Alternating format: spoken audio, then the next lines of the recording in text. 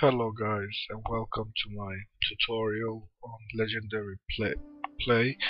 So this is my first video I'm making for any game, and I'm not the best guy at video capturing and video manipulation, so bear with me. Okay, I'm playing as the uesugi here, and it's legendary vanilla short campaign. We're starting here looking at the rebel forces staring at us. The first thing that we're going to do is to just uh, check our economy and build, roads and farms, stuff like that. And next are, of course, the diplomacy. It's the most important aspect of the game, especially on difficulties very hard now. And just make sure that you're at least have a trade agreement with everybody, and and to make money from diplomacy you can always sell military access. So this is like mandatory. If you don't do this, then you won't raise enough money to make it on the harder difficulties. So the first turn nobody has cash, so I'm getting 400 for 5 turns.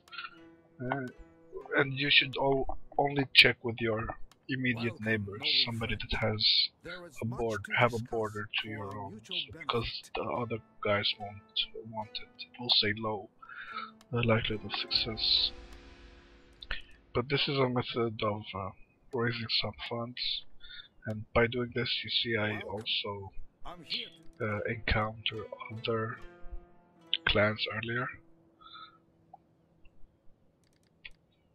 So just go through everybody and make agreements. You work on your diplomacy from turn 1. That's how you handle realm divide. And also you get a lot of information on this screen, because you will see the power of the other faction and their temperament and integrity, so you can use that to make decisions later on. You can also see the power of your own faction, which is also important, because you would like to have a power equal to, at least in strength, to your neighbors, so they don't attack you. Okay, and then we go for the chi first, because we're focusing on economy. So don't forget that. And then after that, just attack the rebels. I think you should always attack the rebels. You don't want to chase them all over the region. So it's an easy match, and I'm not going to show the battles. So this is like a campaign tutorial, and the battles I'm going to put in separate, like movies, so you can see them if you want. But so there you saw that it's an easy fight. I'm not a good battle, guy. I suck at the battle aspect of the game. So I know that, but that fight, it was heroic, and the first fight is really not so hard. And you should take it right away and march for, the area that you want to conquer. Because if you don't do that, then the chances are that they will get too powerful too quickly.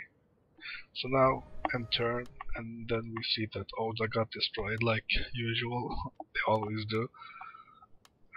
If you notice that I'm ordering the building of units from my general, it's because micromanagement is not my.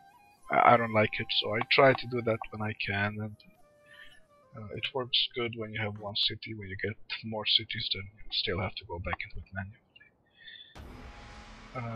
So I have built all the buildings that I can, that I prioritize. Always have to build up military, at least for the first, I don't know, 10 years constantly.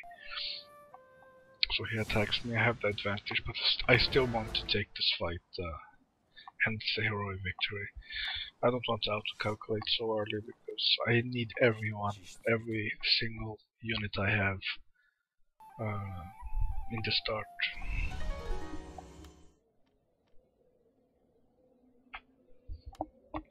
Okay, now I'm going for the clan specific tech, because I will get my warrior monks. Normally I would have gone the other way in the cheat tree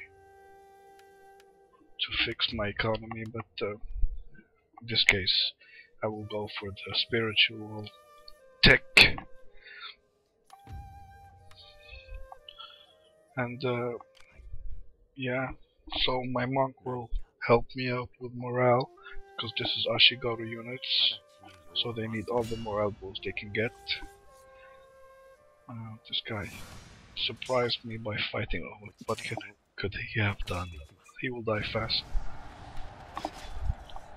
So the plan right now is to take out Jimbo and then check to react to what the other factions are doing, because you can't really declare war, because then you will get the debuff, the uh, uh, dishonoring treaties debuff, and you really want to be friends with everybody, so you have to more or less just react. You can't act on your own. But so you start off with war with the Jimbo, so you take them out, and that's what we're going to do. All the while, like, I'm a little bit fixated to the diplomacy window. I can check it like several times per turn, and it's a good way to. Here you see with Takeda, I want to like request trade agreement. They don't want, but I check and I see that this will bring in 81 gold per turn, so I offer that to them just to get the agreement, because after 5 turns, then I will get the money and I will have the good relations. Also with the military access, I sell it, and here I just, sell 2 turns, and just to synchronize everything, because I don't want to micromanage it all the time. So every 5 turns I go in and I just sell, military access to everybody. So that's why I just synchronized this so everybody has 5 turns. And like you see, I have, 3,000 gold. Spend it right away on the economy, because I have I'm building already all the units I need. You got to like squeeze out every penny from your neighbors, because they have so much advantages over you. So you need the cash. And the reason why the uesugi is so hard to play with is, you see the line there of troops all marching. It's very, very long distances to march between the cities, so it takes 4 turns to walk from Echigo to the Jimbo capital, and 4 turns is a lot.